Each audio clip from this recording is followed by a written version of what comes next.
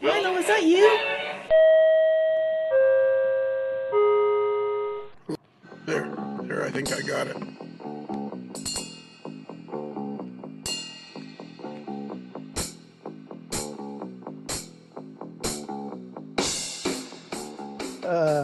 So, I got a story to tell. Okay. It's story time. Regale us with your tales. It's story time on the AML. And we're all turning our cameras off because it's audio. We don't need to see each other, even though we're all in the same studio. So, you know how everything is Kelly's fault? Yes. So I got a new phone for Christmas. And then there was some podcast we were recording and something wasn't working and blah, blah. It seems like every time I go from the southern office to the northern office or vice versa, I have to do something to the recording software to get it to work again. And anyways, I got a new phone for Christmas, but it wouldn't read one of the slick things you can do is you have memos on your phone and you have memos on your on my laptop. It's all Apple stuff. And you can write something on your phone and it'll go through the cloud and ends up on your computer or through Bluetooth or something. But because the phone was newer than the computer, it suggested that it wouldn't work, and it suggested that I upgrade the operating system. Oh, no. Yeah. Mm-hmm. And I stalled for a couple of weeks, and then something happened, and Kelly insisted that the problem was that I had to upgrade the operating system. On the computer. On the computer, because the phone was brand new. And I'm like, I can hear Kelly's, that high-pitched whine of his in my head. Going, you got to upgrade the computer. Upgrade the computer. and I can hear it, and I'm like, don't do it. Don't do it. Just put up with it. And his voice going, no, you got to upgrade your computer. Don't do it. I hear my other voices saying. So, is that where you had the little Lionel in the white T-shirt on one shoulder and the little Lionel in the red T-shirt on the other shoulder? No, I had a little Lionel on a white T-shirt on one shoulder and the little Bruce on a black T-shirt on the other. Oh. And I'm like, don't do it, don't do it. And then I'm here one night, late at night, and I'm thinking, how tough can it be? How tough can it be? If I do this between tonight and tomorrow, and I let the computer do some of its stuff while I'm not getting antsy and waiting for it, how tough can this be? So I started it, and it said it was going to take like 35 minutes, and I thought, well, I'll be going to bed. And then I got doing something, and that part was over. So then it said, do this part, and I did that part. Then I came back in the morning, and okay, now we got to do this part and restart the computer, and I did all that. And lots of things worked, but the recording software for the podcast didn't. Oh. Uh-oh. And I was going to ignore the message thinking, well, it's not called this amoeba, whatever they were calling it. It's called Apple Hijack or something like that. And then I'm like, I'll just ignore it. That's what I try to do with computer messages. I try to ignore them. Yes. And I thought, I wonder if that means it's got anything to do with the recording software. Let me just test it. And no, the recording software didn't work. And I'm like, ugh. But it kept giving me this message saying, all you got to do is go to the system preferences and click on allow, and it's going to work great. That's all you got to do. So I kept going to system preferences, which was different because it's a new operating system. It's Ventura now, it's called. And I go to that, and I can't see the allow button. I can't see. And, like 2 hours later, I'm like, where is this stupid allow button? And you're going on Google trying to get it to work, and then this and that. And all I could keep thinking the whole time is this is all Kelly's fault. But I finally got it working. I finally found that. I finally found that the allow button was behind another button, which was, I cannot believe.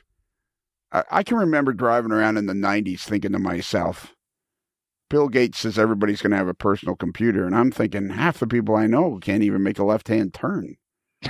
Good point. At a major intersection. How are they going to operate personal computers?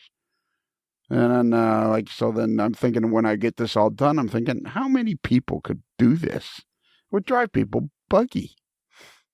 We should ask our guest. We'll ask our first guest, our only guest, that question, because he's a bit of a techie guy. I think he's an electrical engineer. I think they call him EEs. Or double E's or two E's or something. I believe that's correct. EE. EE? That's EE, electrical engineer. Well, you know Those what? are the only guys who use imaginary numbers. You know what? Oddly enough, that's the same term I use in at the Southern Studio when I see a snake. Snake! Or a big-ass gator. Oh, yeah. I got these two friends, Harold and Wanda. They're both in their 80s and as active as can be. And they keep taking me for walks in this area where it's like, it's swamp, but there's like, berms that you walk along all through this area. And there's like a million friggin' alligators. Oh, no, they won't hurt you. They won't hurt you. And I'm like, yeah, not unless they grab my foot and start doing the death roll, drag me into the water and doing the death roll. They won't hurt me. I'm not a fan of alligators, big or small. No, I'm not a fan of food above me on the things above me on the food chain. Yeah, yeah. I'm not a fan of anything that can drag me into the water and bite off my arm. Yeah. All right. So tonight we're going to talk to, I got a feeling this is a segment on the All-Star Variety Hour, and all right. And I can, AKA the Kit Bash podcast. Yeah, AKA a Kit Bashed podcast. And I feel like by the time we're done, Lauren James can blame Kelly for the fact that he's not on here. Oh, there you go. That's the reason. Yeah. Oh, we can find another one, but that's the most logical one. That's the most logical one, yeah. And that'll become more clear as we have our little chit-chat. So, Michael? Hello? Hello? Hello? Speak up. Your microphone was perfect before. Yeah, I don't know what. Nothing changed. Is that any better? That's better, That's yeah. Okay. Have you been, did Telly tell you where to put it, the microphone? I don't know if you heard me, but I was telling a story there, a long-winded story. Kelly screwed up my computer. Yeah. We have a rule around here at the old AML network. Anything that goes wrong, it's Kelly's fault. It's Kelly's fault. And I think that your interview is going to preempt an interview with Lauren James that I was going to put on prior to Springfield. But I believe your interview is going to preempt it. So I think Lauren James' interview is going to be on the Monday after Springfield. So if you see Lauren James at the show, just go the other way. Just, run the other way. Okay. Or just tell him it's Kelly's fault. Yeah. Hey, there you go. Yeah, just tell him it's Kelly's fault. If he says anything. Kelly's not there to defend himself, so that's a good thing. That's always the way we like it. So do you guys know who Michael Petersen is? Yep. All right. Maybe you could explain it to me. So Michael Petersen, is this correct, Michael? You are one of the co-owners of Iowa Scaled Engineering. That is correct. Which is located in Colorado. That it would also be correct. You're getting it. Oh, I'm not getting it. I think at one point they must have run into trouble with the law and had to move. Well, yeah, it's got to be something like that. It's not like it's Iowa Scaled Engineering in the next, and then, then they move to like the next state. What's the next state beside Iowa? Which direction? Nebraska, Minnesota, Wisconsin, Illinois. There you go. Missouri. There you go. Wisconsin, Nebraska. It's not how close. So you guys, for some reason or other, you guys started Iowa Scaled Engineering in Iowa, right? No, we were out. Both Nathan and I were out in Colorado. And then am I the only person that's not getting this? No, I'm not getting it, but So we you, sat down one night and just said, "How can we drive Lionel Strang crazy?" yeah, there you There go. you go. How long? And it worked. How long has Iowa Scaled Engineering been going? I guess it was. We informally started it in December of 2011, so a little over 11 years now. Okay. Hmm. Informally? Yeah, we didn't incorporate, I don't think, until 2013, but we started designing products and putting the idea of the company together in 2011. And then somewhere along the way you built you got so much stuff now. Mm. You got like tons and tons of products. How's that? There's even swag now. Oh, and I see you still don't have a what do you call those things on navigation bars? Menu? Yeah, you still don't have a way of getting into your magazine thing. It's on the right-hand side. You have to scroll down a little bit, but it's over there. Or there's scrolling involved. Yeah. Let me see. See where it says RMI? All right, I'm going to go down I'm scrolling. RMI, okay. Once again, another exciting Lionel plays on the computer and audio. Yeah, exactly. Yeah, at least the computer's working. Yeah, that's true. No thanks to you. Yeah, so that was, I had already gone to check out a product, so I was off on another page. So, okay, so you got it so you have the RMI, the Railroad Magazine Index. Anybody that wants to find something in a magazine, just click on the RMI. There's 37. rrmagazineindex.org. rrmagazineindex.org or go to Iowa Scaled Engineering, and on their homepage, you just have to scroll down a very little bit and click on RMI, Railroad Magazine Index. Yep. 37 magazines, 6,522 issues, 487,232 pages. There's a lot of info there. There is. How did you do that? All painstakingly typed in manually. No. Wrote a little bit of code that basically reads PDFs of magazines and automatically indexes them based on these words are on these pages, and it works its magic and builds its database. And really, it's a couple keystrokes on my end after you add a new magazine and you have a new index ready to go. So that's why I knew I didn't have the time to manually enter all the information, and we wanted to have an index when the Kalmbach index went away. So Nathan and I started talking about it and looked at some of the software that's out there and put it together, and here's what it is. So Wow. That's great. How do you write a couple of words of code? Okay, just for argument, let's see if we can clear this up before we get on to the main subject of the night. How do you write a couple of words of code so you type it, so then you put in model railroad planning. No, classic toy trains. And it knows how to find stuff. How does it know how to find stuff in classic toy trains? Well, or is that a bad example? Well, and maybe a better example would be if you typed in the word Lionel Strang. Yeah, I did, but I didn't want to be saying that on the podcast. Come on, the first thing everyone does is type their own name in. Yeah. Hey, I'm going to try that. I got 370 results found in 12 magazines. Yeah, there you go. Holy mackerel. I didn't know I was in 12 magazines. Holy mackerel, gee whiz. You're a popular guy. Yeah. Okay, so there's a good example. O-Scale Resource, May, June 2022. How does it know to find my name in O-Scale Resource? So when it was reading the PDF of that issue, it saw the word Lionel and it saw the word Strang.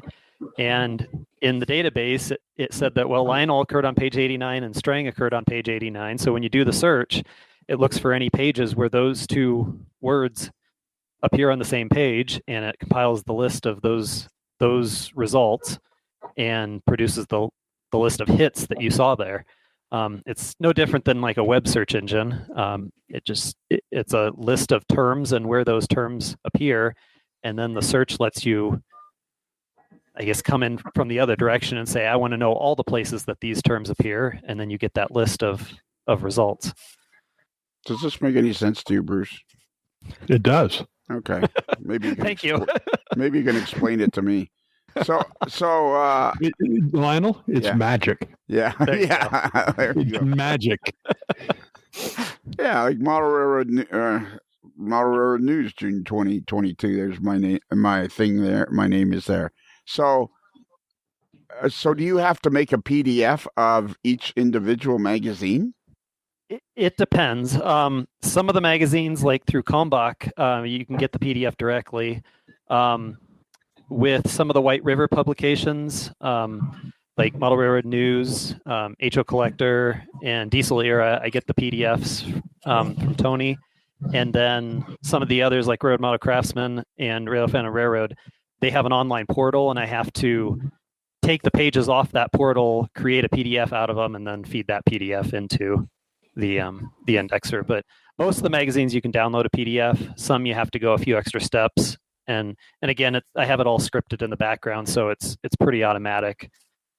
I just tell it, go over here and do your thing, and the computer goes and does it, and then tells me when it's done.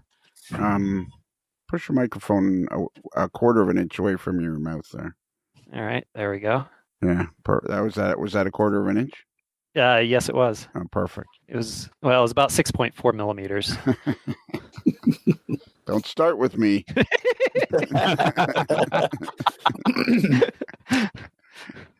What about older magazines? And let me ask you, like, magazines are out of print. How would you get a PDF of an older magazine? There's several ways. Pacific Rail News is a good example there, where trainlife.com has the archive of all of those, and most of those old magazines were scanned by someone. Someone went and scanned them. Nathan has actually helped fill in some of the holes on missing issues by going out to eBay, for instance, and finding the issue that's missing, buying it, and then manually scanning in each of the pages. So, and some of the magazines, like MRH, you can actually pull up the actual page. Yep, because they're online and have it's free, and two, it has an online reader. We can link directly into the page where the hit appeared, which is really nice. So in MRH in August of 2016, I'm on page 119, and then I can click on that, and it appears. But could I ask a favor of you? I don't know. What's the favor? Well, I love this guy. I mean, he's part of the hobby. I love him. But my picture is directly above the dude's picture. Is there any way you could, like, fuzzy out the dude there or something? You're gonna have to talk to Joe Fugate about that. Oh, okay. I don't control where it links to. Oh, all right. Okay. And what was it that so everybody needs to know about this. It's called the Railroad Magazine Index. And all you got to do is go to Iowa Scaled Engineering, go to their homepage, scroll down a little bit, click on that link, and boom, you're there. Yes, it is also rrmagazineindex.org. And you know what .org stands for? Organization. Organized. You're organized. Yeah. And all you get, and this is such a wonderful resource. What made you think of doing it? We're explaining it even better than the last time we talked because, wow, here I am again in Model Railroad Hobbyist in December of 2013. Man, I have not aged well. Actually, I think you're quite handsome for your age. Yeah. I'm strikingly handsome for a man my age. The problem is the age keeps moving. So what was the driving force that made you suddenly sit bolt upright one day and decide to do this? Well, so back, what was it? I guess it would have been the spring of 2020. Kalmbach launched the new trains.com site, which is a great resource. If you subscribe to it, you get access to all of the back issues of all of the railroad magazines that Kalmbach published.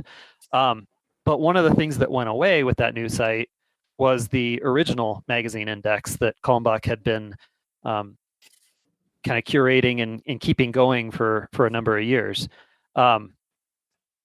I don't remember what I was looking for, but I was trying to find something in a publication and went looking for that index and realized it was gone. And now what do I do?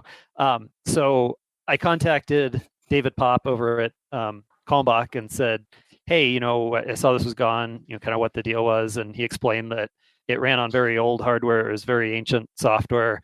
And it basically, it had outlived its time. And so we talked a little bit about if there's any way that, Nathan and I could try to resuscitate it, help in that effort at all. And we basically came to the conclusion, Nathan and I did, that that's probably not the right path forward for an index.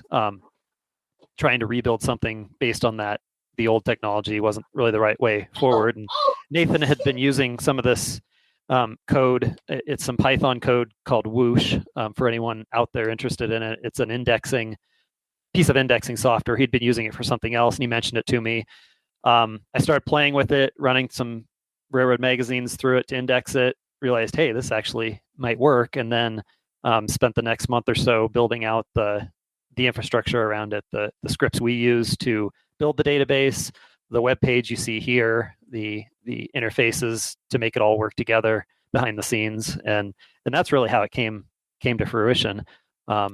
Since we had access to a bunch of the magazines through Train Life, through the Kalmbach archive, it was really easy to get started with a critical mass of magazines in there. And then since that time, we've just been collecting more and more as we find out about other magazines that are available online or other publishers who are willing to make their back issues available, either on CDs that you buy or just providing them to us. We've been adding them to the index since then. So some of the magazines, like Model Railroader, when you click on the date and the picture, Yep. it doesn't show you the magazine because there's no access to that magazine. It's just that in that particular case, it's telling you which magazine it's in and gives you an idea of what that particular story is about. Yeah, it should take you to the trains.com webpage for that magazine, but then you have to log in with your account in order to actually get it, because theirs is behind. You have to pay for access to it. Yeah, you got to actually buy the magazine. Yep. Or subscribe to their trains.com all access thing, and then you can get it online. But and the same with RMC or Model Railroad News or some of the other major magazines. So some of them you can actually go right to the page, and some of them it just tells you where to find it. Yep. And I think some of them will take you to the PDF. So I believe O-Scale Resource might be one of them that it should take you to the PDF or the page where you can download the PDF. Right. Since they have them online.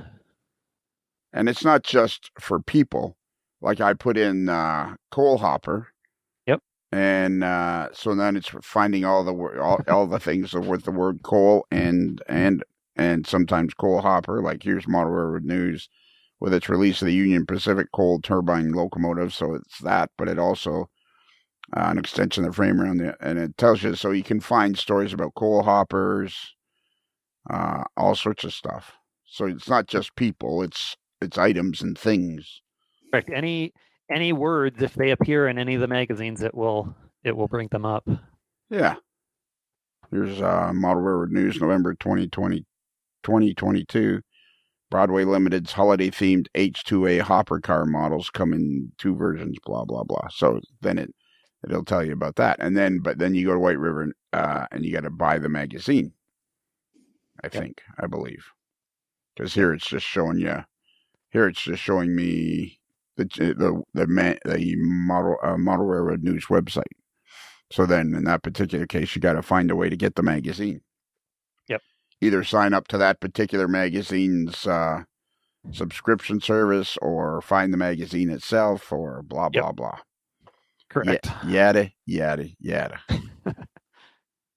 That's huge. I mean, even if it is one where you have to get through the paywall or sign up. I mean, just finding it, just having a resource of where something is so huge, because, I can remember, when I was starting out in the hobby, primarily, reading Model Railroader, and they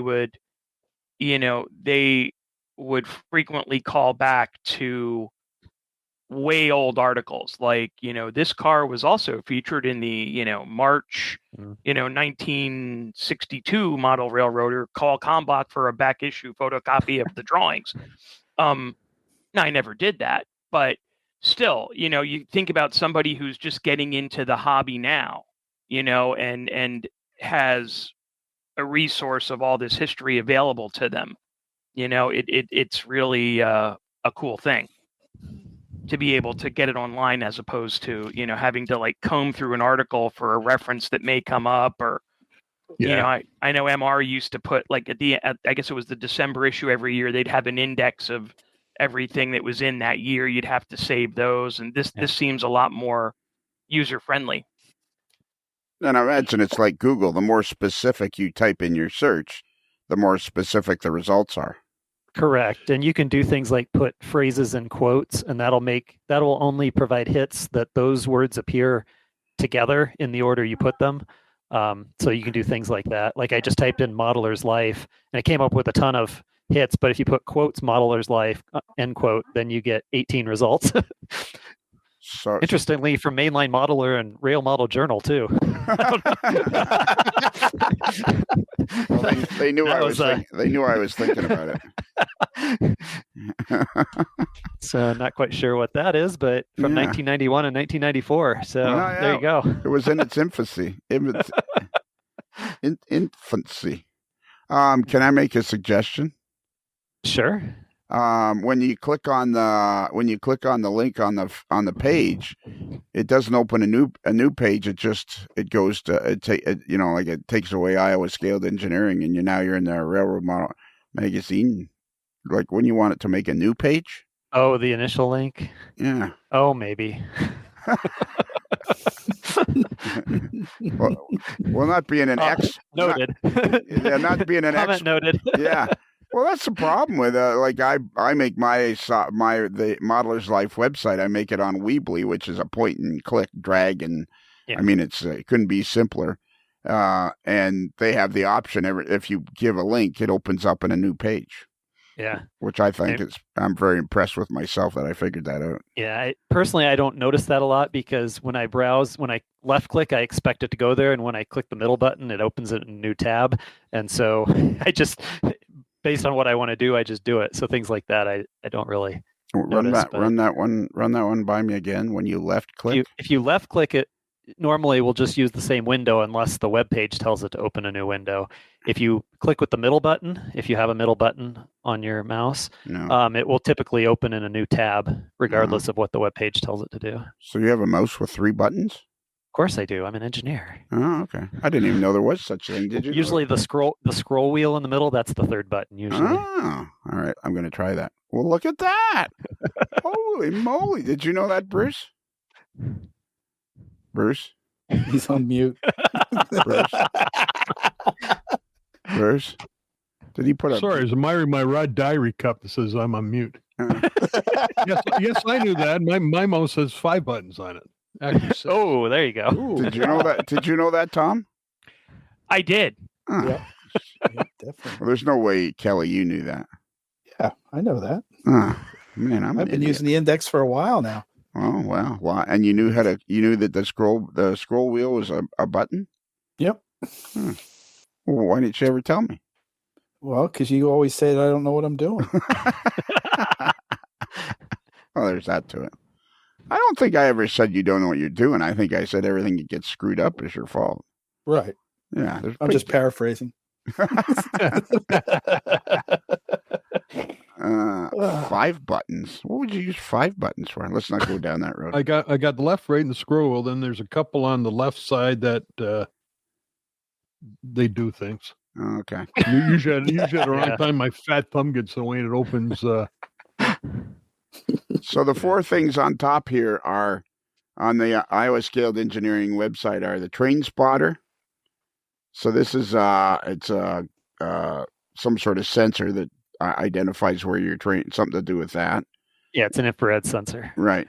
Sound bites, crossing bell, Atom DCC block detector. What does that do? Yeah, that's a new product we just released. It's like many of the other DCC block detectors out there. Detects when something's in a block on your layout, an electrical block on your layout. It's been many years in the making, but we firmly believe it's the best one out there. We took a different approach to designing it. Okay. And so it's based on all of our testing, it's very reliable. It's easy to use. No fiddly potentiometers to adjust sensitivity or anything. And so, yeah, we just a few weeks before Christmas released that. No. Okay. So this is basically for detecting occupancy in a block. Correct. All right. And it's what it's the one that you, as far as you're concerned, it's the best one out there. Yep. Now, do you feel like some of your products aren't the best out there? No, we only make the best. Oh, we watch that one go by on the outside corner. And then the Motorman, that's cool. I saw that last year at what do you call it, Cocoa Beach RPM. Yeah. And that's it's an automatic reversing train, so you can just have your train set up on a 6 feet of track, and it'll just go back and forth with this thing. Correct, 6 or 60 or 600 feet of track. Yeah, I know. That's what I'm going to do with. That's what I got to do with Scott's. That's what I got to do with my S scale locomotives. That would be very. There cool. you go. Set a piece of track line, run back and forth. Yeah, I could do that right in front of me. I got a spot right in front of me over top of the screen. That would be a lot of fun. There you go. On the old staging tracks. Yeah, the old staging track. Perfect. Yeah, I can even have a little bit of a curve and have a kind of curve around and go back. Holy moly! That would be so cool. Kind of like wrap around S scale. Yeah, that would be very, very cool. Except I better move it back from the edge because if it, nipples, it might be. If it derails and. Yeah, you might have to take some of that HO track out to put the S scale in. Yeah, exactly. All right. But then again, you already got a hole through the wall. Well, I don't need it to go any farther than what I can see. But you could. I could. But then I wouldn't be able to see it. And then I'd have then you get a camera. Then I could get the detector. There you go. The Atom DCC block detector. Yep. Tom, how does it? This stuff all must be cooled for you, eh? Yeah. I actually was looking at the train spotter. We're trying to figure out how to do detection in our staging yards, which are we have them wired to a toggle switch so you can cut the power when a train enters or leaves the yard. And since the detection that I have on the layout outside of the yards is using the current transformer similar to what they've got in the Atom detector here, and you turn the power off to the track, you can't detect. So I was actually looking at trying out the train spotter to figure out how to do detection in my staging yards at Allentown and Rutherford. I got all that. That makes sense. Yeah. And you put it right at the far end so that you know when you got like within 2 inches, that's when it should stop type thing? Yeah, that's kind of what I was thinking, put a light, stop here or whatever. And maybe one on either end so that you know that your hind end is clear, the ladder coming in. Yes, it's important to have your hind end clear of the ladder at all times. It's not as big of a deal in Allentown, which is the lower level yard, because you're standing there, you can see that. But with the Rutherford staging on the west end being up so close to the ceiling, you really can't. You'd have to be up on a step stool to see where you are. So that's problematic for operators. So something or like have a camera up there looking at it. Yeah. The Wiz actually here's a question. Go ahead. I was just going to say, here's a question for our guest. Could the train spotter be combined with something so that once the train broke or was detected by the train spotter, it would kill the power? Yeah. I mean, you could put a relay in there. The challenge would be, how do you reapply power then? If something's sitting over it, then you can't move it if you've killed power. Gotcha. So there's ways around that too. But yeah, you could use it to trigger a relay or something like that. I find the electronics nowadays, I think that's got to be fascinating for some people. People who are interested in that must be just having time of their life playing with all this stuff. I mean, it's all so cool. I mean, and it all seems like I could eventually figure out how to do it. Doesn't, like, when you're explaining it, it's going right over my head, but it all seems like, it would be very user friendly. Just a matter of figuring it out. Yeah, I feel the same when people start talking about Arduinos. I get a glazed look in my eyes and kind of hear like the Charlie Brown. Wah, wah, wah, wah, wah, wah, wah, and Oh, yeah. I know it's not that difficult. It's just simple coding, but I get to screw around with it, and that's where I are so far. That's what makes the hobby so fascinating. Yeah. Like this detector thing here looks like it's like way over my head. But then I think to myself, well, if I just get myself a 3-foot piece of flex track and mount a detector in there and learn how to make it work on a simple piece of track, then you're off to the races. Then you're off to the races, which is basically the way I learned how to do DCC. I did it on one isolated section of track and got it working, and then away I went. I was off to the races. I lay out your size though, Tom. Like, holy mackerel! You must be. Some things must be just making your head swim. Like, are you an electronic kind of guy? You don't strike me as an electronic guy that's into electronics that much. No, I've learned a lot. When I started this large layout, I was nowhere by any means an electronics guy. Val is. I mean, he worked in the electronics industry for most of his career. So this stuff is all, second nature to him. That plus his, huge amount of model railroading experience. So, but, I've learned a lot from him, and I kind of have, I knew, I was fairly handy with a computer. So, a lot of the setup and stuff, once you get the technology working, once you get the electronics actually working and detecting and things, I was okay with, the practical application of it in JMRI and figuring out, okay, if this is what the detector's saying, now I can make the signal do this or that. But no, I don't get the whole, like, you could put a circuit diagram in front of me and I wouldn't understand. Right. Who writes your manuals, Michael? Nathan and I do, and Scott has helped us on the graphic design of many of them. Right. Scott Thornton, you speak of. Correct. He's the guy that came up with the idea of the ProtoThrottle. That would be him. Yeah. And how are sales? Have you sold 100 yet? I don't know if we're going to get there,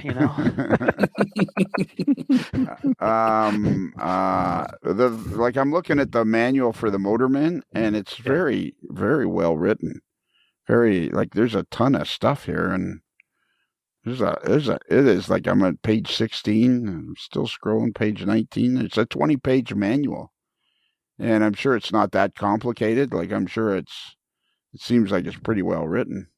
Yeah, the basic setup is pretty simple. There's a short installation section and getting started, but most of that manual details the various menus and options that you have that you don't have to use, but there are a lot of ways you can customize it if you so desire. And how many of those have you sold? I have no idea. Why not? Orders come in, orders go out. I don't pay attention to it. I would estimate we're around 100. Okay. But that's just a total guess based on how many orders I think I've shipped and how many we've built. How do you guys even check to see if people have sent money or? Yes. Yeah, that's all we care about, right? Send the money out. People send money, we send stuff. There you go. So, for 10 years, you guys have been making stuff, but you have no idea of how many you've made of each thing. I could figure it out. That's what the store is there for, is to keep track of all that stuff. I don't keep it in my mind. So if I need it, I go look it up. All right. And if Bernard Helen was here from miniprints.com, this is on the free channel. Did you know we had a sponsor? Oh, yeah. Did you know, Michael, we have a sponsor now? I've heard that, yeah. Yeah, Rapido Trains. Your fast track to model railroading fun. Exactly.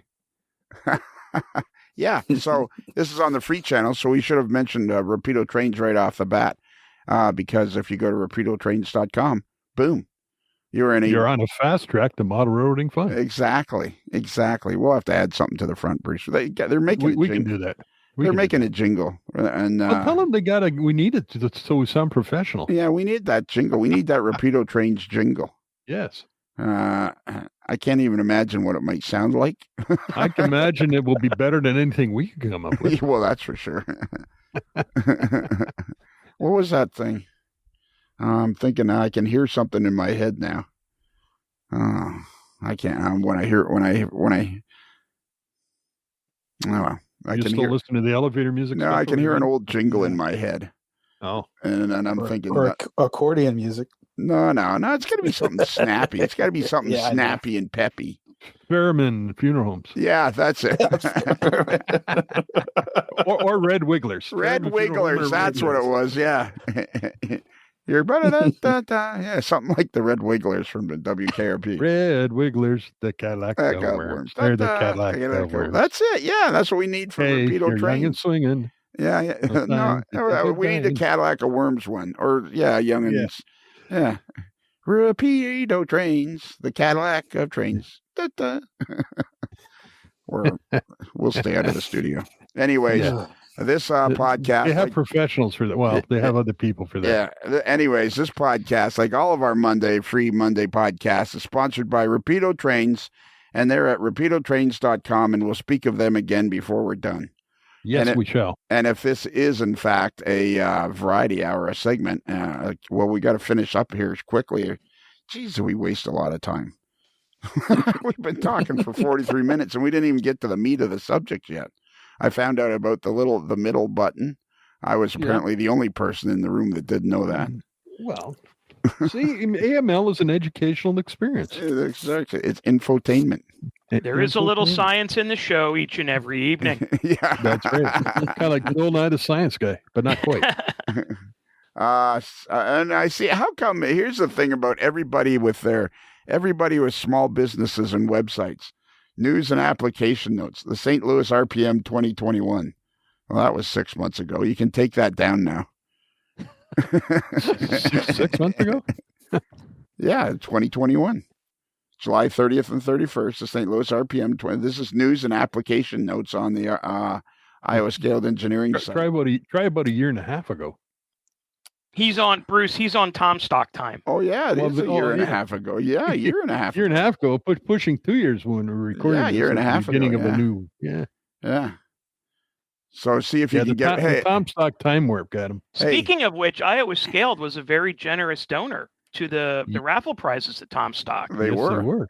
And let's not forget to remind them about that when Tom Stock 2024 comes up. But hey, I was going to say, Michael, are you still here?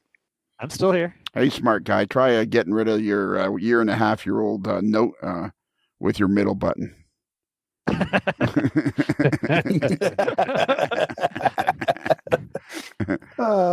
See how well that works. Yeah. All right, let's get to the meat of the subject here. Okay, so Kelly, do you know anything about the ProtoThrottle? Oh, yes, I do. It's a rabbit hole I've just started going down. Why would you start going down? Did you get one? I had a special package come after Christmas. Oh, okay. So you have a ProtoThrottle. I now have a ProtoThrottle. Santa Claus heard that I wanted a ProtoThrottle for Christmas. Oh, that's great. So the answer so you have a ProtoThrottle. Have you had it working yet? I have not had it running yet, but I have been doing a lot of research. Like what kind of research? Well, they're looking on the internet and on their page and on the group page, the enthusiasts, to check out all the problems I may run into when I start setting up the wireless and decode using different manufacturer decoders. So I'm just seeing. I don't think there's any problems with the ProtoThrottle. No, I don't think it's just it's like all electronics. You have to put it together right to make it work. And right. People have been running into problems, or they're not having difficulty, but then they put it up on the different sites, and you read about it. You go, okay, hey, I'll watch out for that when I get to that point. All right, but you're excited to have it. Oh, I'm really excited. Do they have one at the Rogue Valley? What do they call it? The Rogue Valley HO scale. Rogue Valley Model Railroad Club. No, they don't. No, they don't. But now that I have one, I might have to invest in an interface for their Digitrax system. Okay, you need an interface for Digitrax? Yeah, you need an interface for a number of the different manufacturers out there. Okay. I think there's two. You got two of them. Yeah, that's correct. There's two, and actually, the current one that's for Digitrax systems is going end of life, and because we can't get one of the boards that are on it, and we're developing a new one to replace it. Oh, good. That's good to know. We were hoping that we'd have the new one ready before we ran out of boards, but that didn't happen. So we're frantically trying to get all the bugs squashed on the new one. Okay, so question. If somebody happens to have one of those boards that has reached end of life but has not actually purchased a ProtoThrottle yet, what is it? It's just that it won't be able to be repaired or tended to if something goes wrong, or I'm asking for a friend. Yeah, basically yes. If the little Raspberry Pi board on there is the thing that is broken, then we're going to have a difficult time fixing it. Okay. Although you can get them, they're just ridiculously priced. Instead of $20, they're now $80, $90, $100. But oh my word, yeah, tell me about it. Try running a business with that. So if it's the radio board, we can fix that, no problem. Okay. But it just depends on what's wrong with it. And Nathan and I have a few extra spare just sitting here that were our own. So if someone theoretically, hypothetically said, talk to us really nice and begged and pleaded, we might be able to get that taken care of. But okay, good. We hope by summer the supply situation will be better. But by that point, we also hope to have the new receiver out there, which is by far a better receiver for those systems anyway. Does that include the having the same problem with the NCE interface? What do you mean? Well, I'm just you said that there was going to make it better for the Digitrax system. Oh yeah. No, the NCE and lens interface, that board has been rock solid pretty much since we introduced it. So we have no plans to change it. There's no supply issues on that one. So we're sticking with that. The old interface for Digitrax and JMRI, it was kind of clunky in how it was originally put together, but it worked. It's not all that user friendly, and so we've had to spend a lot of support time with it. And so the new interface for Digitrax, JMRI, WeThrottle, all of that is much more plug and play. You should be able to plug it in, and in most cases, it will just connect up and go. And when you do need to reconfigure it, it's a little bit easier to do that than before. Man, I just think running a podcast is hard enough. Trying to run a Iowa Scale Engineering, that would make my head hurt. Yeah. Like, how do you keep track of all this stuff? The last 2 years have been interesting when every week you sit down and say, oh, we're out of this part, let's order it. Oh, shoot, there's none in the world. Like, none exist. And lead times are 2 years. Like, well, what do we do now? So that's what last time I talked to Jim Scores, last time I interviewed him, that's what he said. He spent most of his time on the computer looking for parts. Yep. There was a time there when the one night a week, Nathan and I'd get together to build more product. Invariably, every time we got together and did that, we would find something that was out of stock and not available for 2 years, and so then have to figure out how to handle that. And so it's been a careful dance the last couple of years. Things are getting a little better, but it's still not. So have you thought about not developing any new products for a while until you kind of get everything? Yeah, that has actually affected new product introduction. We have a few new products kind of sitting there, but we've been hesitant to introduce them. The block detector was one of them. We couldn't get a couple of the key components on it for a while. But yeah, it really squashes new product development because you don't want to introduce something and then the next week realize you can't make it. Yeah. So how often do you and Nathan get together and build product? It's usually one night a week. Really, eh? Yeah. Sometimes we'll maybe do a Saturday if we're really behind, but sounds like you'd always be behind. That doesn't sound Well, like there'd ever be a caught up. Well, yeah, it's all relative. So has the business just continued to grow and grow and grow as the years have gone by? Yeah. The ProtoThrottle was really the turning point. It was a big enough product that had enough profit in it to give us the capital to invest in other things, and it also got our name out there, so people recognized us, and then that helped other products kind of pull along with that too. So okay, once people real heard about it. I mean, what number do you have there, Kelly? Aren't they all numbered individually? Yeah, they're all numbered. I think I'm. I screwed everything in, so I can't look at it. But I think it was 779. Wow. So let's get to the meat of the matter here. I'm looking now at the ProtoThrottle page. Now you got all different colors. Mm. What color? They got different types of handles too. Yeah, there's the original ProtoThrottle. Is that the color you got? The grayish? Yeah, I get the grayish one. Yeah, I think. And then there's the black, olive green, blue, bronze, red, ProtoThrottle scratch and dent. There's none of those. That olive green looks sharp. Yeah.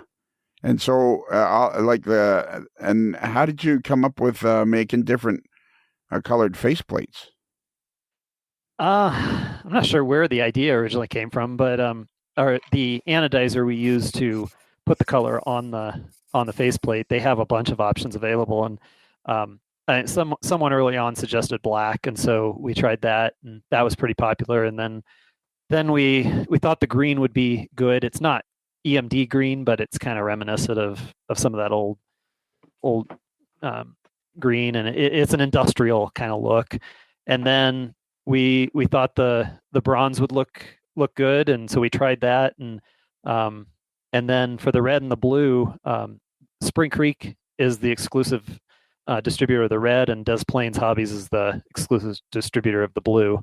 So we just have been trying some different ones, see how they do. And there's some people like it, especially the guys with multiple throttles. They like to have a different color on each one, so they can say, "Okay, go grab the brown one or go grab the black one." That kind of thing. All right.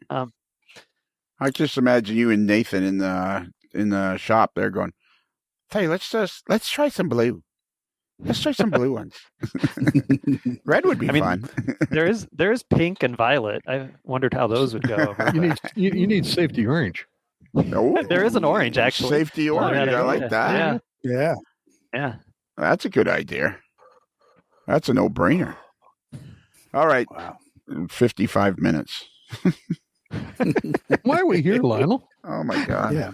I don't know. Why did What other rabbit holes are there? Yeah. Well, you have a million products. It wouldn't be hard to chew up another 35 minutes talking to you. Oh yeah. We can go down the catalog. Greenbelt models yet? What's that? We haven't even talked about Greenbelt models yet. No, we haven't even talked about Greenbelt models. And what did you say, Michael, about a catalog? I said we could just go down the catalog page. Yeah. Where is the catalog page? Well, if you go up to the top bar, it's the menus. So under Model Railroad is all the products we have that are Model Railroad related. Okay. Blocked. Okay. And then, like Bruce said, next to that is Greenbelt models. Yeah. Oh, you got decals and Greenbelt models now. Yes, we do. Oh, look at that.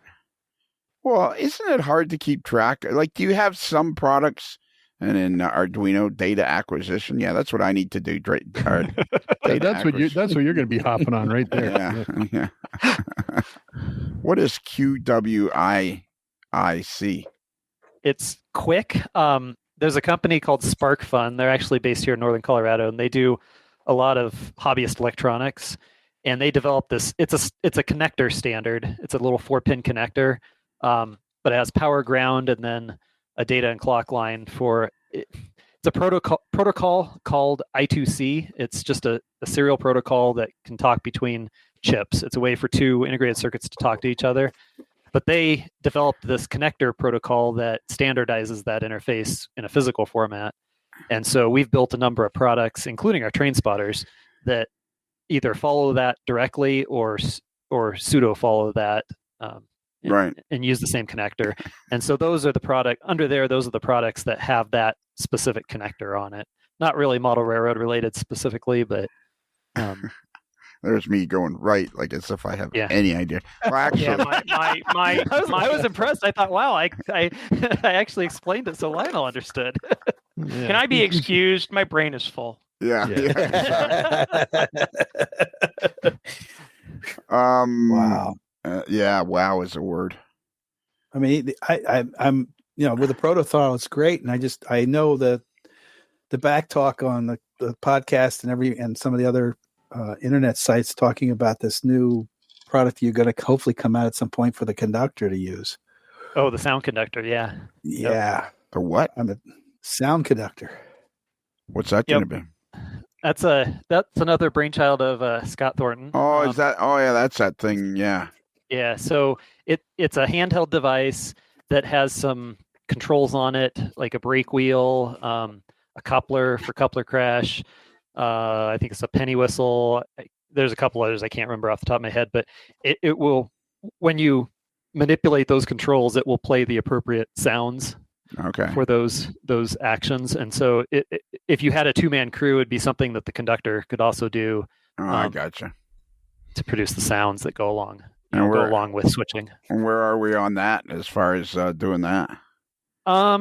It's in development, but there's another product in front of it that we're actually developing the core sound technology on, and that's the what we're calling the squealer. We showed it at St. Louis this last summer, and I really hope to have it ready by St. Louis this next year. But it's a flange squeal. It plays flange squeal, but it goes on your layout, not in your train.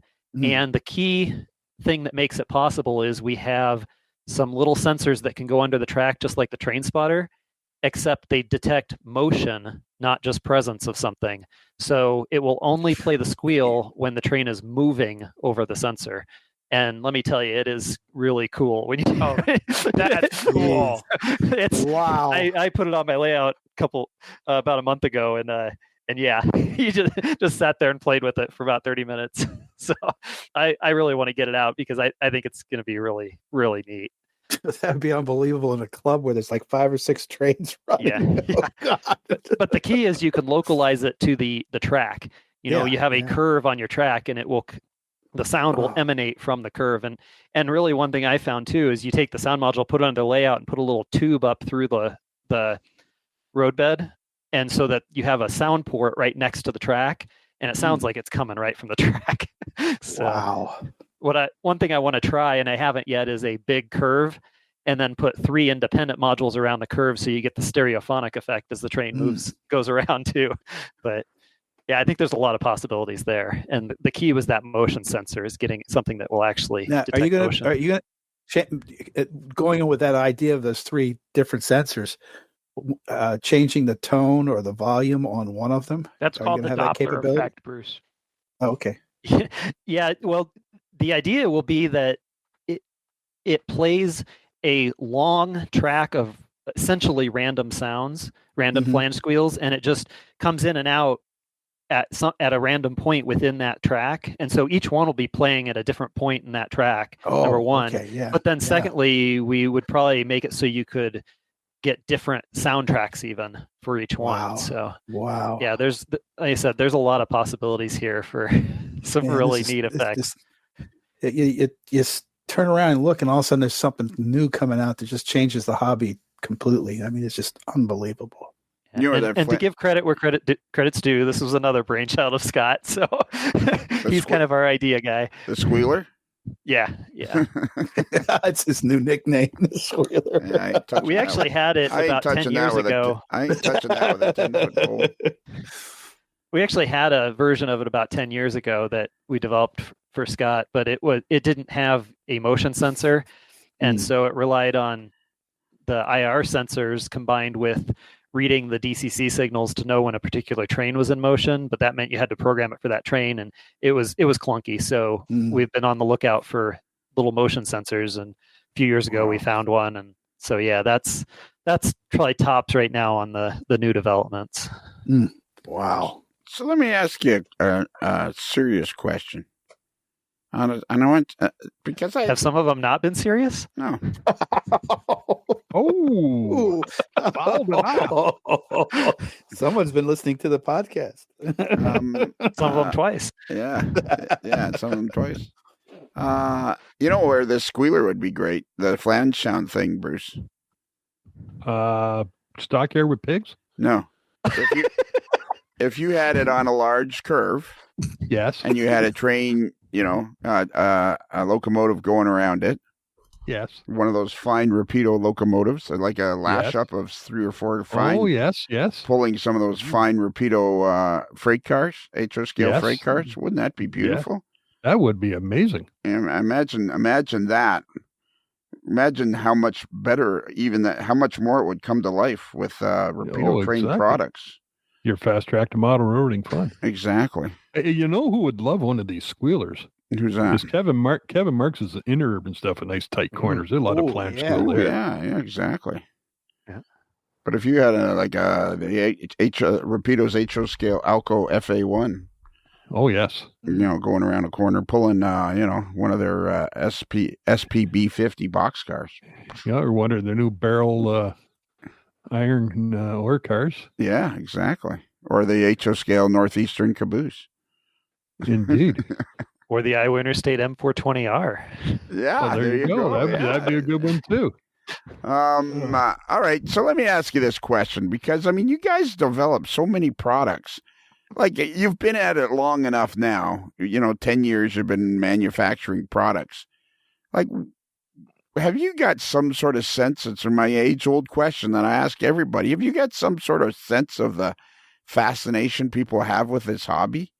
Like, is it just that there are so many people with so many varied interests that you guys can, have this thing called the squealer and sell 100 of them and make it well worth your while?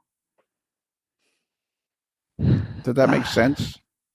Like, you must. Yeah, I don't know that I have an answer for you, but Well, then why are you on the show?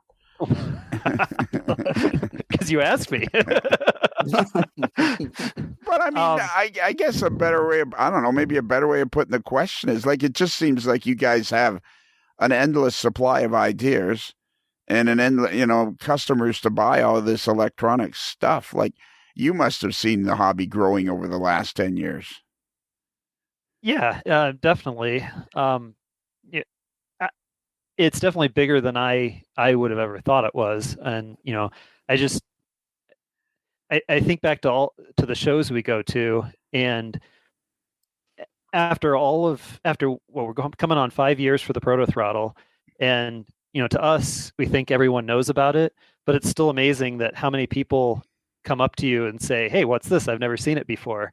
And that's kind of an indication that, yes, something like the ProtoThrottle is known and popular, but there's a whole untapped part of the market still out there. So, yeah. And I'm constantly amazed at that. I shouldn't be, but every time it's just like, wow, there's people we haven't reached. I think I don't know if I've ever had this thought before, but it's almost like the hobby and the industry isn't big enough for major advertising.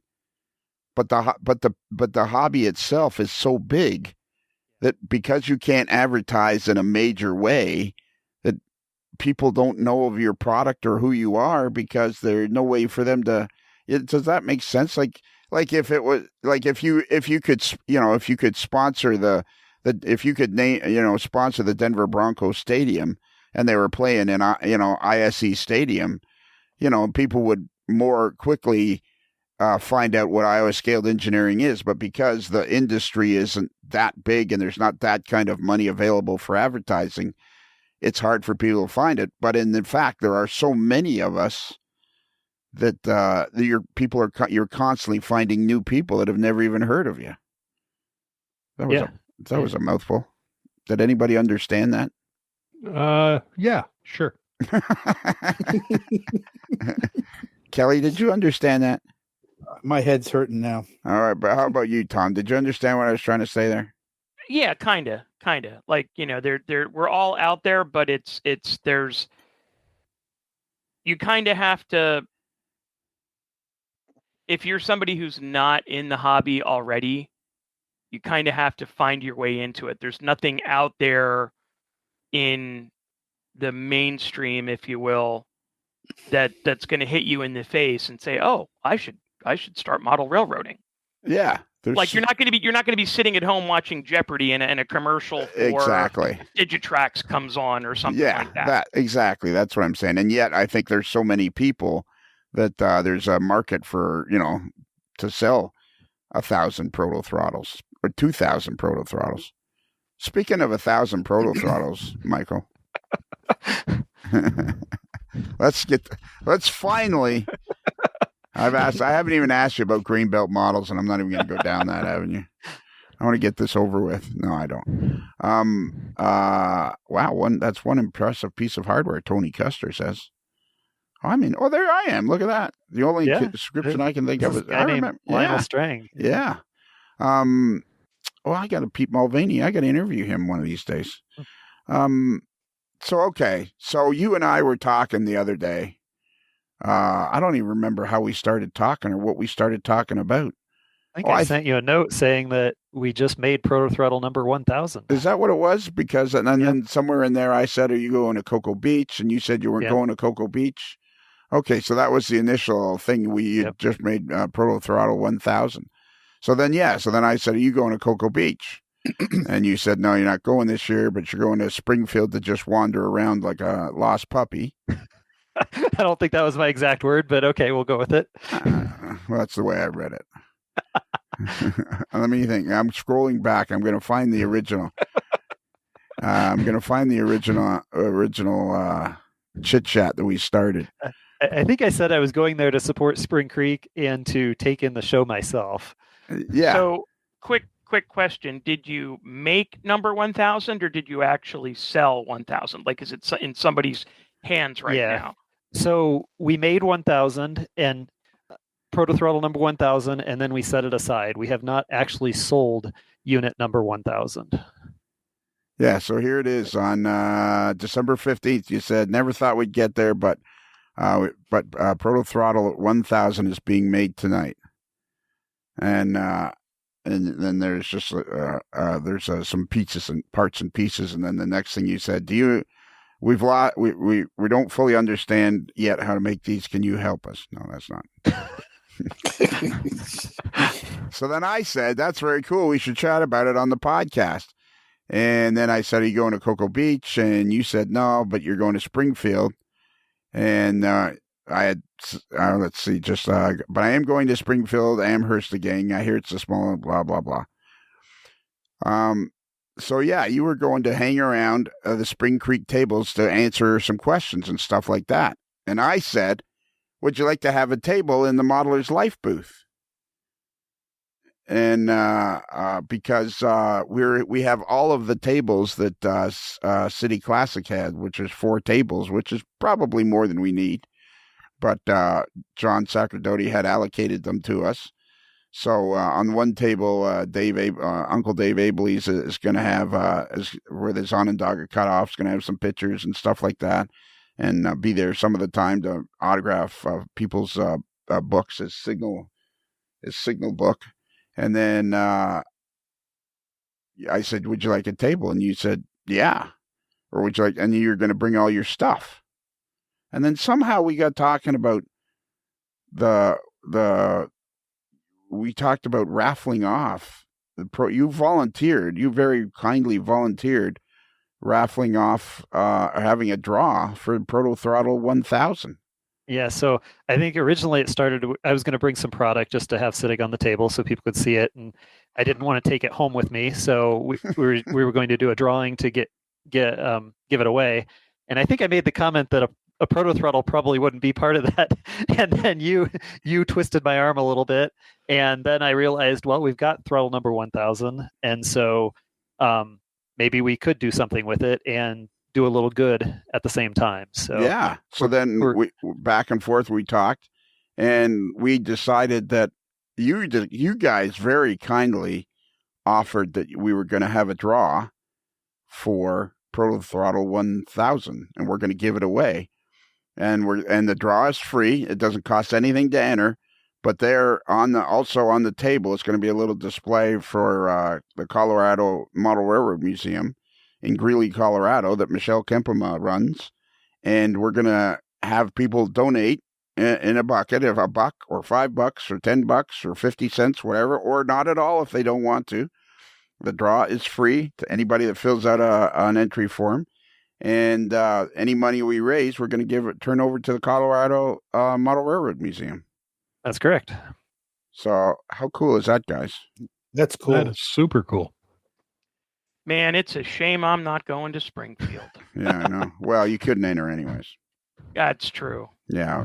There's nobody, none of the regular guys. Employees of the station and their families are not eligible. Yeah, exactly. Yeah. Just so, let's get that right out there now. Scott, you're not eligible. Yeah. So then, but now we have some business to discuss. So that's what we're going to do. You guys are going to set up all your ISE display on one of our tables. Yep. And thank you, by the way, for the offering that. That's very, very gracious of you. Yeah, it's $600. Okay. It'll be in the check for this podcast. Too, yeah, exactly. Yeah. You can either buy the table, or you can get 2 hours of legal advice from Chris Adams for that. And he'll probably be wearing a sweater. And he stands with his hands on his hips a lot too. So anyways, so you're gonna bring as much stuff as you can and have your regular setup like you do at Cocoa Beach. And right, that's the plan. I think it'll be more of a static display, probably not all the operating and demos, we'll have the you'll have all display. you'll have lots of ISE stuff. Yeah, scaled engineering stuff. Look at you with the acronym. Yeah, I know. That's a hard acronym to say too. ISE. So you're gonna have a big display on the table. Michelle's I think she's bringing cookies, and we're gonna talk about Michelle, you got to bring something about the Colorado Railroad Museum to have on the table. Railroad Museum. Model Railroad There's two Museum. of them there. Is there? Yeah, there's a Colorado Railroad Museum. Yeah. Is there? Yeah, I made that mistake once. Uh-oh. I asked for Michelle, and they said, she doesn't work here. It's the Colorado Model Railroad Museum in Greeley, Colorado, which, if I'm not mistaken, I do believe some of their locomotives are manufactured by Rapido Trains. You're fast track to model railroading fun, and they would be fun running on their layout. Oh man, would it ever!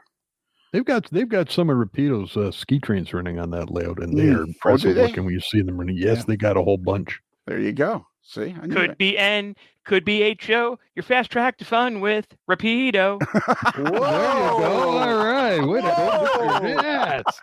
All right. Out of nowhere. There it is. Man, I love that. Beautiful. Hot dog, we have a wiener. See, there's a reason you keep me around. There is, yeah. It's the Colorado Model Railroad Museum. So that's one last time. So you guys are donating ProtoThrottle 1000. So before the weekend is over, somebody is going to end up winning ProtoThrottle 1000. And any money we raise on behalf of is going to go to the Colorado Model Railroad Museum. The draw is free. All you do is fill out an entry form and stick it in our bucket. We would ask for donations for the Railroad Museum, but nobody is obligated to do that. You can donate $1. You can donate $5. You can donate $10, whatever you want to do. And then this is the part where Michael, here's something you need to know about the podcast, Modeler's Life, the AML Nation. Transparency is paramount. It's absolutely paramount. We try to be as transparent as possible. Accuracy, it's really of no concern to us. So we can discuss this on the air and have a discussion about this on the air.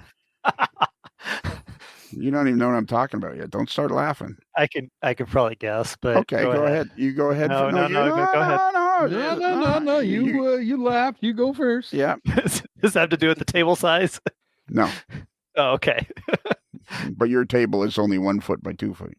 Okay. Somewhere in our discussions, you said you felt like the person had to be there to win. Yes. And I feel like we should probably, with the ProtoThrottle, it should be, you fill out the thing and whoever wins, we send it to them. Because a lot of the people only come on Saturdays. Right? So Okay. then you're asking, and we don't want to turn people away from entering and possibly donating to the museum. So I'm thinking for the ProtoThrottle, for something as people are going to be drawn to, I feel like maybe that's one thing that we could, we will mail it out to whoever wins it. What do you think? Sure. You, I'm not opposed to that. I was hoping just- for. You were hoping for an argument? Well, no, a little bit more in-depth discussion or something. You would say, well, what if the person lives in, England? Yeah, I guess the only issue there is if it's overseas in a country that we can't ship to. Yeah. Or just overseas, the postage on that gets pretty expensive. But Yeah, well, I'll pay for the postage. Don't worry about it. okay. Just don't Because let Kevin be. There will be guys from Australia and England there. Yeah, Yeah, so that's okay. Australia's not that big of a deal. They'll never see it. It'll take them 2 years to get there. But, Yeah, but I would imagine people from Australia and England will be there for both days. Yes. So, and we will announce it on the loudspeaker who the winner is. And so I thought, geez, a lot of people come on Saturdays, so we shouldn't probably make it that you have to be there. That was what I thought, anyways. And you seem to agree with me, so. I mean, it seems like a good idea. I'm a little concerned about if it's someone on a country we can't ship it to, but Yeah, what kind of country would that be? anything other than the U.S., Canada, or Australia, or New Zealand. Why can't we ship to Britain? It's not. It doesn't have the appropriate regulatory approvals. Oh, really? We think it meets everything. We just haven't spent the thousands of dollars to get that checkbox. All right, so then we'll put right on the entry form, only eligible to people in North America, Australia, New Zealand, and what was the other one? U.S., Canada, Australia, and New Zealand. Okay, so you either have to be American, Canadian, Australian, or... the address has to be in one of those. Okay, the address has to be. Well, now we're getting complicated. Yeah. See, I knew No, this was because you could have somebody from Sweden living in the U.S. wanting to win it. Well, he didn't Not say that we condone exporting it like that, but Wait a minute. See, it's possible somebody who has a Swedish citizenship is now living in the U.S. Well, we didn't say that they had to be a Canadian person. Now, see, this is why we're transparent, Michael, because these are the kind of goofy conversations we end up having. What if the person is Swedish living in Pittsburgh? Well, then they can have it because they live in Pittsburgh. Yep. We're talking mailing addresses, not birthplace. Yeah, in order to enter this contest, you have to have proof of place of birth. Bring your birth certificate to Springfield. Yeah, you can't enter. If you're, how about this? Even if you're 50% Swedish, you can't enter. What if you like Swedish berries? Well, yeah, there you go. Yeah, so the only mailing addresses we're sending this to is Canada, the United States, Australia, and New Zealand. That's it. Yep. You have to be in one of those 4 countries because of regulatory things to do with, I'm guessing, the radio or electronics or some sort of thing about... It's actually the electronics. Most people think it's the radio, but the radio module has all the necessary approvals for pretty much the world. But there's the EU and a bunch of other countries require additional testing beyond what's required here in the U.S. and Canada basically follows the U.S. rules. The same with Australia and New Zealand. But there's a thing called CE mark that you have to get, and our understanding is that can be pretty expensive to do the testing for that. It's not just emissions; it's also susceptibility to interference, and I think there's some safety components to it. it's nothing we wanted to go down for the small market we figured we'd have in those countries. So. Which explains now why Matt Dawson had his ProtoThrottle shipped here to the house before Tom stock, so that he could just hide it in his suitcase on the way back to England. Shh, don't say that. Yeah, exactly. And now we don't condone that. Yeah, we don't condone that. Yeah. Yeah, he followed all the posted rules about not taking it back to England, and now M1, the guys from what is it? MI6 are going to show up at his house. Well, I think he's fine because Peter was with him playing with it out in the barn when they were here, so I think he's covered. So if Matt Dawson gets vaporized in the next couple of weeks, we'll know why. Whatever happened to Matt Dawson? We don't know. We were talking about ProtoThrottles, and that's the last we ever heard of him. But now, me and my big mouth. But now the key is what is Matt Dawson's actual heritage? Is he fully British? Maybe he's part Australian, and he's okay.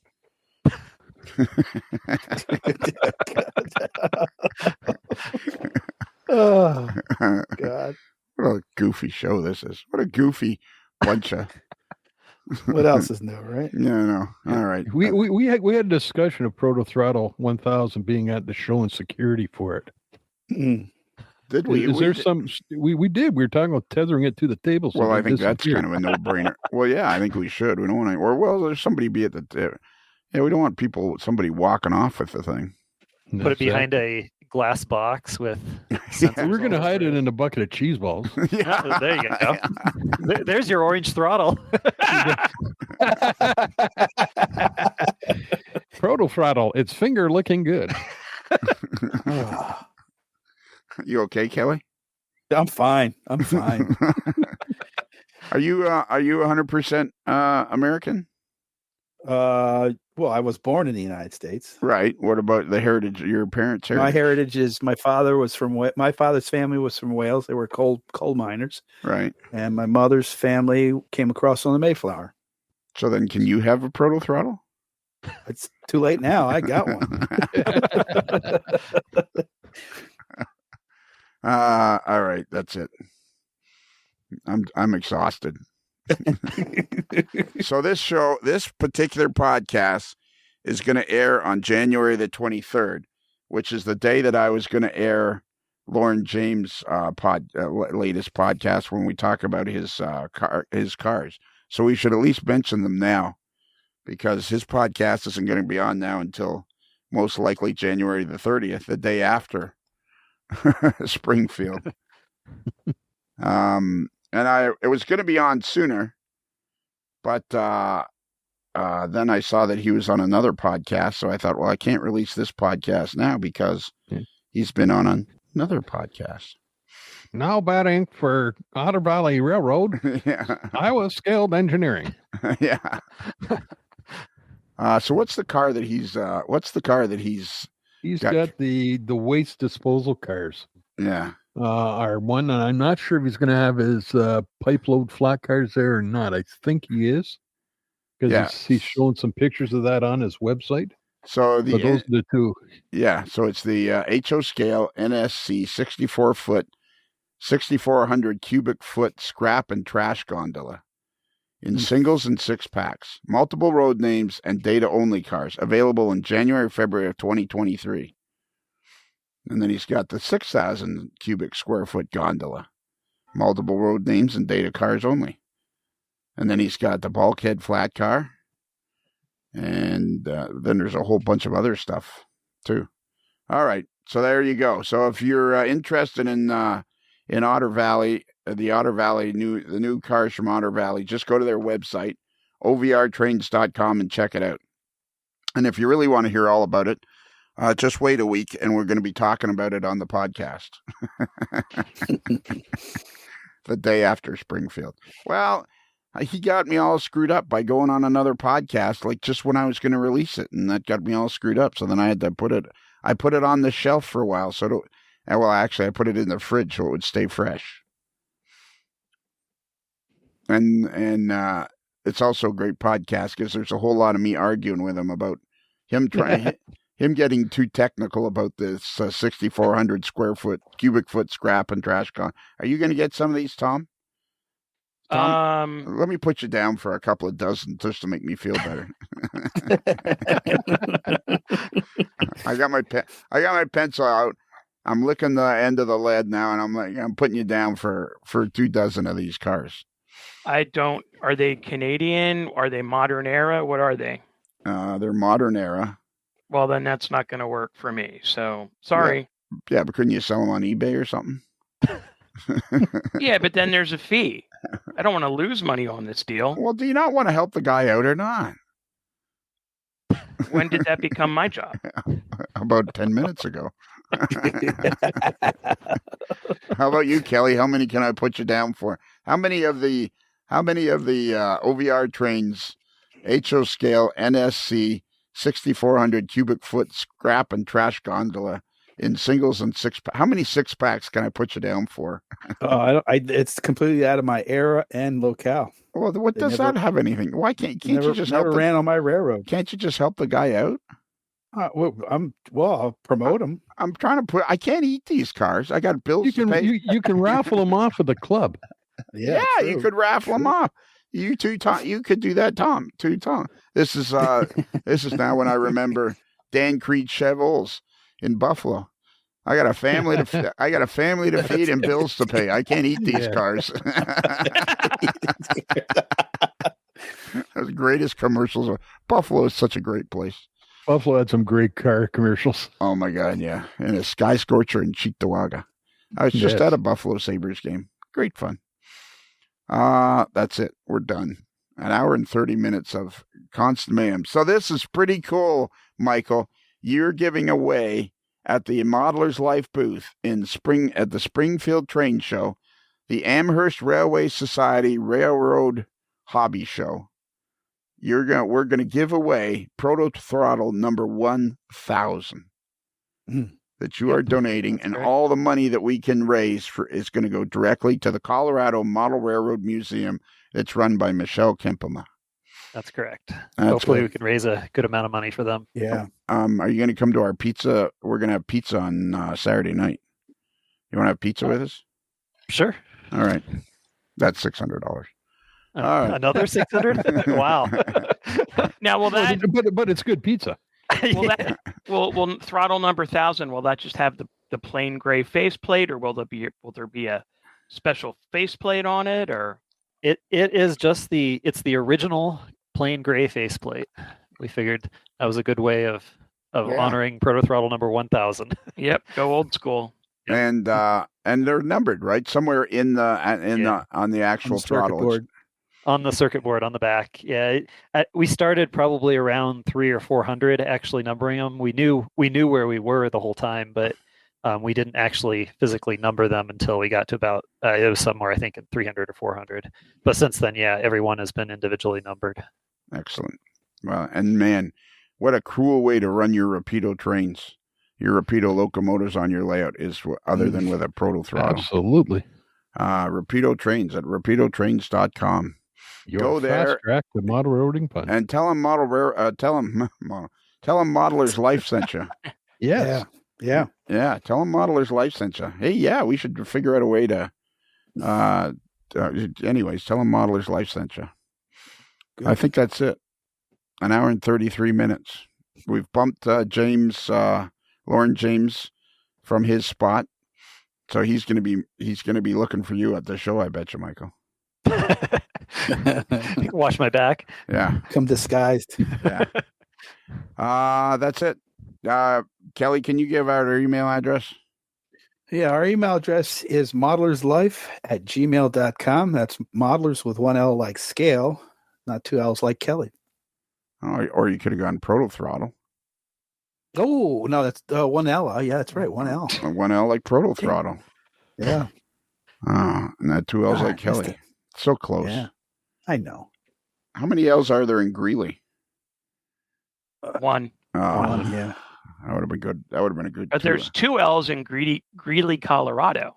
That's true. True. Yeah.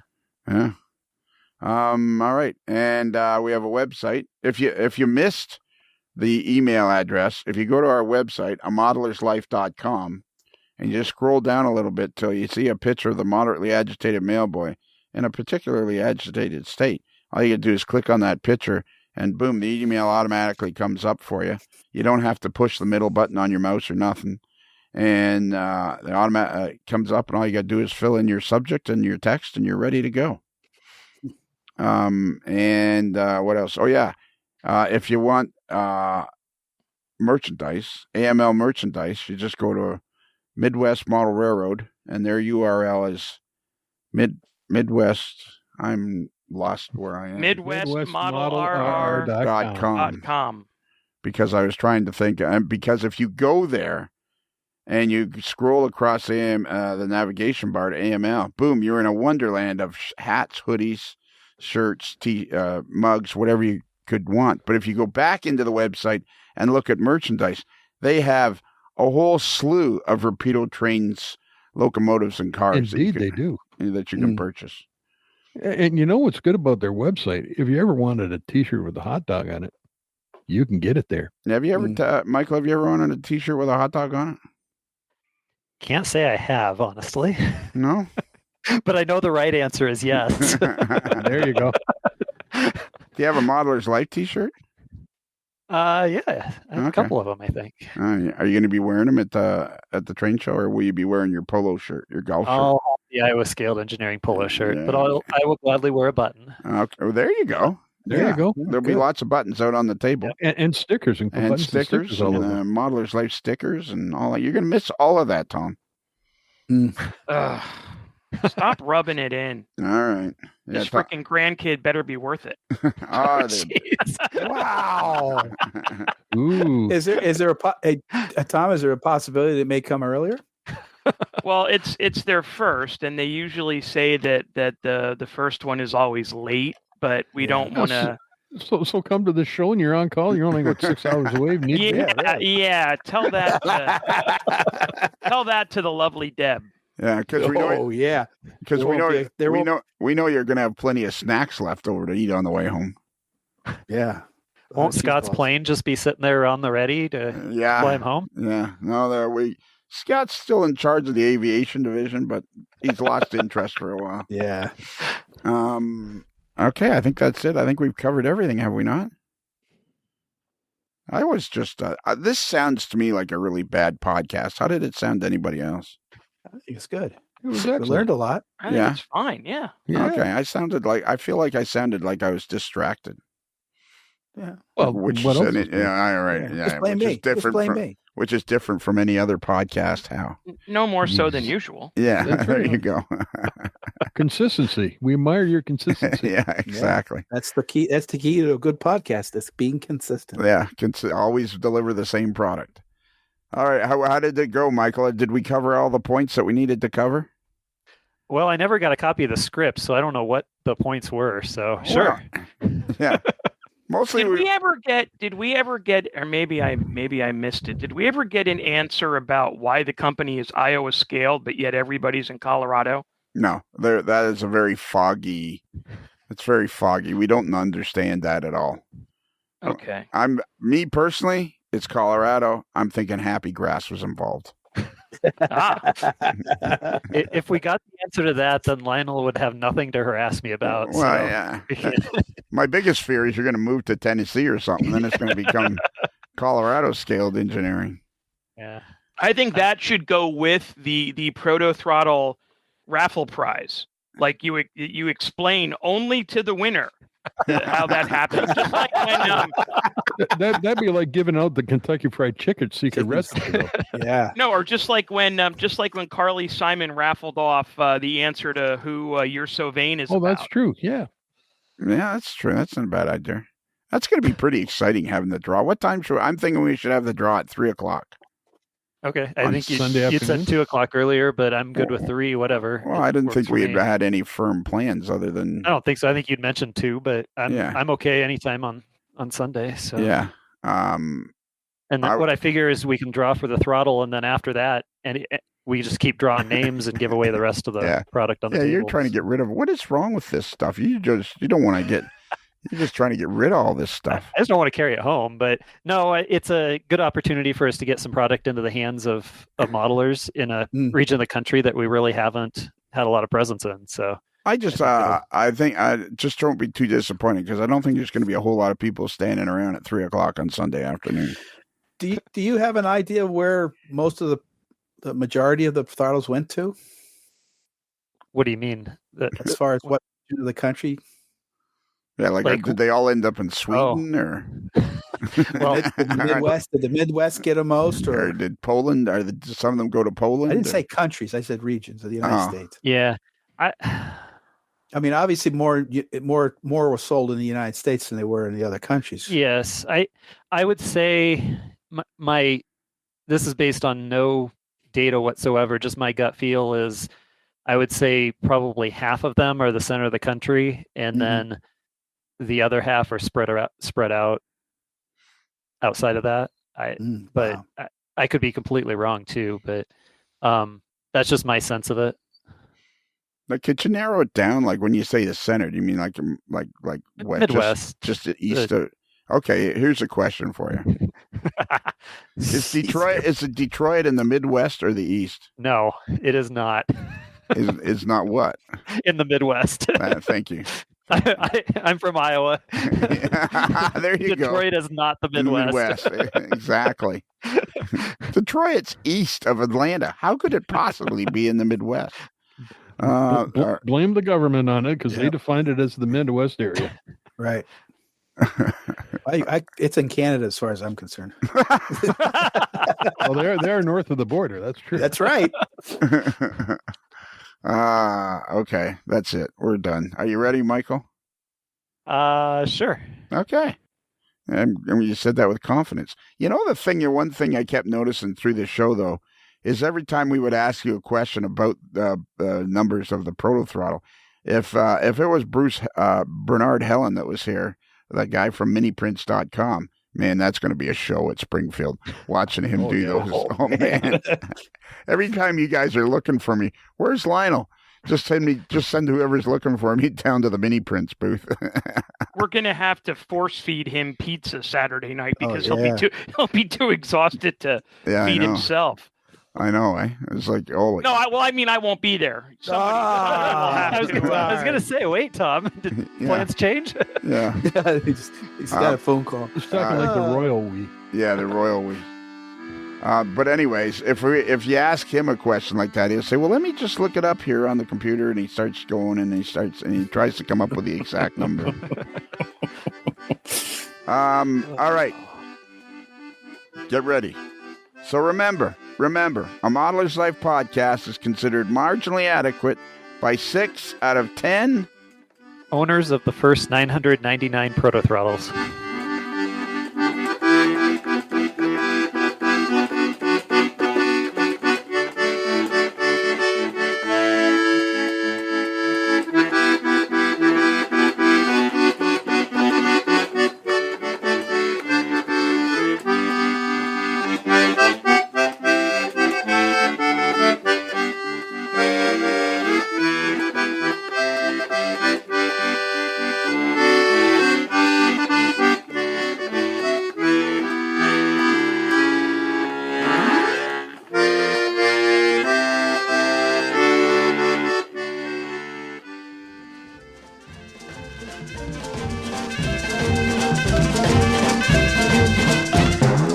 Could be N, could be HO. Your fast track to fun with Rapido.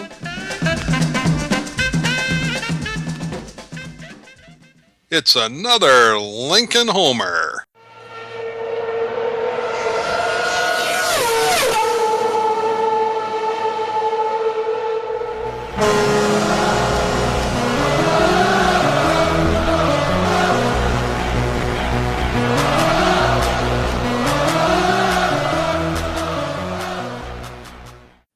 Nice. That's pretty well thought out. Yeah, well thought out. Very well thought out. I plan ahead. Yeah, exactly. That's good. What a weekend we're going to have. Oh my gosh, it's going to be so much. It's going to be so much fun having you at the booth and giving away that throttle. I bet you we're going to be able to raise a fair amount of money for